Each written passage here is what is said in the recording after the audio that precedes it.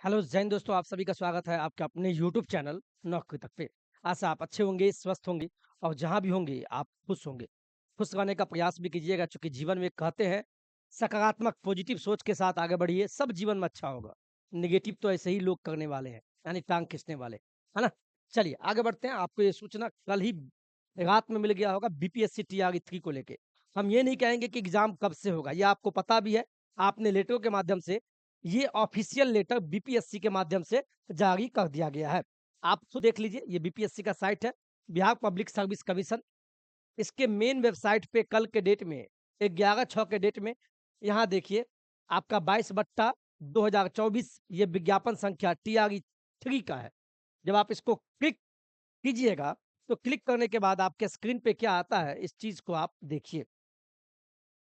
ये बिहार लोक सेवा का आवश्यक सूचना है और इसका प्रभाव ये पड़ेगा, चूँकि डेट बढ़ गया, जुलाई में होना है, आपके पास समय, समय, समय, समय मिल गया।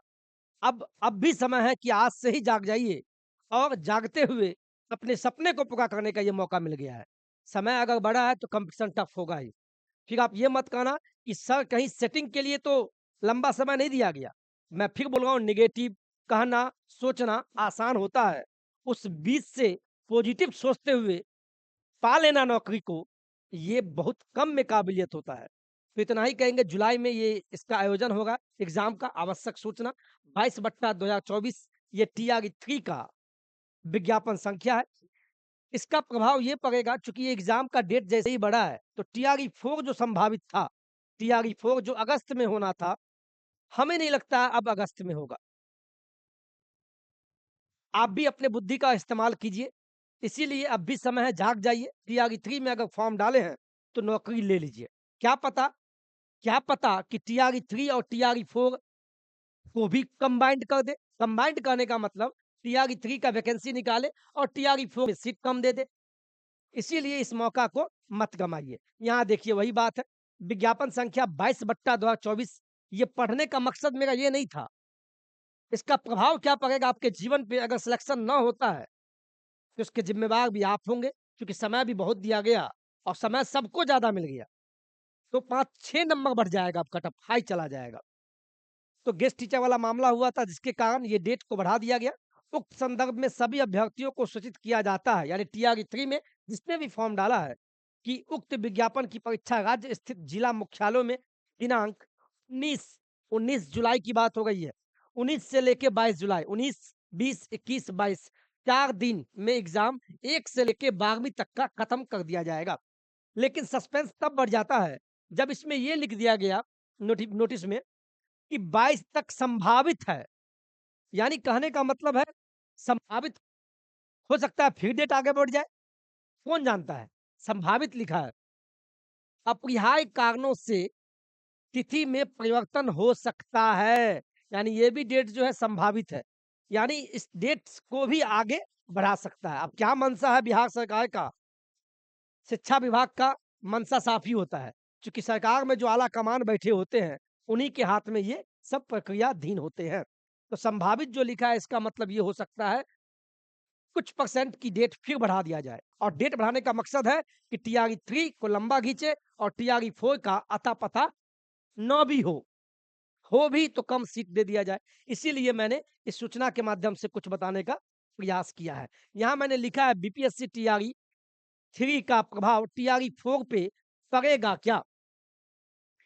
इसके कहने का मतलब, मेरे कहने का मतलब, ये मेरा असम्पशन है। मैं मान रहा हूँ, माना कि क्योंकि डेट जब घसक गया, यानी डेट अब क्या हो गया? यहाँ देखिए, अब डेट जो है टीआरई 3 का, आप यहाँ देखिए सर,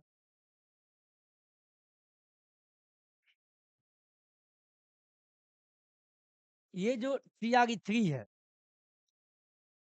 अब देखिए जुलाई चला गया, जुलाई तक तो रिजल्ट आ जाना चाहिए। अभी तक टीआरई 3 वाले का बहाली हो गया होता। ये टीआरई 3 वो भी संभावित है जुलाई में, और जुलाई के लास्ट में संभावित है। तो जुलाई में एग्ज़ाम होगा, इसका मतलब है कि अगस्त में आपका रिजल्ट आएगा। अगस्त में आपका रिजल्ट आएगा, सेकंड वीक तक आपका रिजल्ट आ जाना चाहिए। और जब अगस्त में रिजल्ट आएगा, तो अगस्त में टीआरई 4 क्या लगता है आपको आने की संभावना है? अगर आ जाए तो बहुत अच्छी बात है, और सीटों की संख्या बढ़ के आवे, तो और भी सोना में सुहागा हो जाता है। तो टीआरई 4 भगवान से मनाएँगे कि जैसे ही रिजल्ट आवे, उसके 10 दिन बाद ही वैकेंसी ला दे।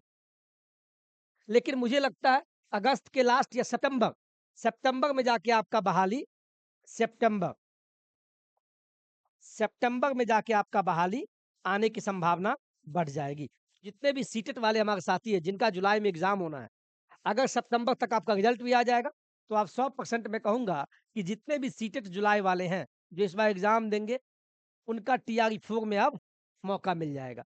फिलहाल इतना कहेंगे टीआरई 3 वाले, हमारे जितने भी साथी हैं, अभ्यर्थी हैं, शिक्षक और शिक्षिका भविष्य के हैं, वो आप लग जाएँ, समय मिल चुका है। इस समय को कैसे यूज़ करना है ये आप खुद जानते हैं।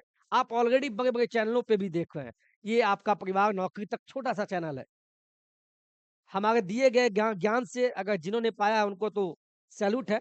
लेकिन एक चीज़ आपको हम बोलेंगे सर कि जितने भी प्रश्न आपको पूछा है बीपीएससी में, बीपीएससी बीपीएससी के जितने भी एग्ज़ाम हुए हैं, टीआरई 1 मैं इसमें बोल दूँ टीआरई 1 हो या टीआरई 2 में जितने भी प्रश्न आप जिसका भी एग्ज़ाम दे रहे हैं 1 टू 5, 6 टू 8 9वीं 10वीं या 11वीं 12वीं तो 1 और 2 के जितने भी प्रश्न हैं उसको आप बना डालें, उससे मिलता-जुलता टॉपिक को आप सॉल्व कर डालें, यूट्यूब पे फ्री में डला हुआ है। आप यूट्यूब में जो भी टॉपिक खोजना वहाँ आ जाएगा। और कोशिश कीजिएगा, एक चीज़ और कीजिएगा साहब आप अच्छा रहेगा। बीपीएससी बीपीएससी के द्वारा जो भी एग्ज़ाम लिया जाता है, शिक्षक बहाली को छोड़ के और भी एग्ज़ाम, तो उसके द्वारा जो भी एग्ज़ाम लिया जाता है, उसके प्रीवियस ईयर क्वेश्चन को अवश्य पढ़ के जाएँ। ये आपको लाभदायक होगा। जैसे मैं सिंपल में कह दूँ, घटना चक्र का बुक आता है, घटना चक्र का, बीपीएससी का। घटना चक्र का बीपीएससी जितने सालों में 10 साल, 20 सालों में जितने भी प्रश्न पूछे हैं और भी एग्ज़ाम में शिक्षक बहाली को छोड़ के, उसको आप बना डालिए प्रीवियस ईयर को। और भी कोई दिक्कत हो कमेंट अवश्य कीजिएगा। डॉक्यूमेंट वेरिफिकेशन चल रहा है टीआरई 1, टीआरई 2 में। जो भी गलत तरीके से बहाल हुए उनको तो बाहर किया ही जा रहा है। इसमें आपको इतना कहेंगे आप समय का सही उपयोग करते हुए चयन ले लीजिए, नहीं तो मौका और 2025 के बाद तो मौका 2-3 साल बाद ही बहाली आएगा। ये देख लीजिएगा। इलेक्शन का फ़ायदा आप उठाइए। नेताओं ने तो फ़ायदा उठा लिया, अब आपको बारी है, पढ़ना आपको होगा। सीट कहाँ जाता है, नहीं जाता, ना आप इस पे ध्यान दें, ना मैं ध्यान दूँगा। बस आप चयन ले लीजिए। आज के वीडियो में आपको हम इतना ही बताने वाले थे। और भी चैनलों पे आप देख लिए होंगे वीडियो, फिर भी मैं लेट वीडियो लाया हूँ, चूँकि छुट्टी का मज़ा मुझे भी लेना है, इसीलिए मैं आनंद ले रहा हूँ। बस आप भी आनंद लें, पहले आपका सिलेक्शन हो, इस सब बातों पे एक न्यूज़ के माध्यम से न्यूज़ की तरह ही ले और पढ़ाई में लग जाए। सोए कम, खाइए भी कम, जो जागेगा वही पाएगा, लेकिन पानी पीते रहिएगा। पी-पी के पढ़िए, लेकिन पढ़ना होगा, सिलेक्शन लेना होगा और माँ-बाबूजी का नाम रोशन करना होगा।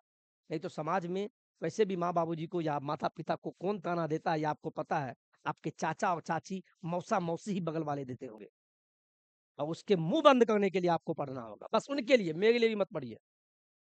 मैंने अगर गलत बोला या मोटिवेट किए आपको हम, तो कमेंट अवश्य कीजिएगा। सर वाक़ई में आपने सही कहा। आज के वीडियो में इतना ही। तब तक विदा लेते हैं। जय हिंद, जय भारत। अंत में एक चीज़ और बोल दें फिर से कि आप नौकरी तक चैनल से अगर जुटे हुए हैं, तो जुट जाइएगा, नौकरी तक, ठीक है? नौकरी तक चैनल से आप जुट जाइए और इसके साथ में एक चैनल मैं और बना दिया हूँ, अपने फैमिली के लिए, मैं क्या करता हूँ, क्या नहीं करता हूँ। तो आप यूट्यूब पे बोलिएगा नौकरी तक फैमिली, तो इसमें लगभग 70-72 सब्सक्राइबर मिलेंगे। ये हम सभी का फैमिली है। मेरा फैमिली है तो आपका भी है। ये 2 चैनल, ये नया चैनल बना है, 70 से 72 सब्सक्राइबर है, इसको भी आप सब्सक्राइब कर लें, जिससे हमें ये लगे कि हम जीवन में कुछ करते हैं, तो कुछ हिस्सा आपको भी बताएँ। हमारा अपना जो अनुभव है, वो भी हम आपको आपके साथ हम शेयर करें। आज के लिए इतना ही। जय हिंद, जय भारत।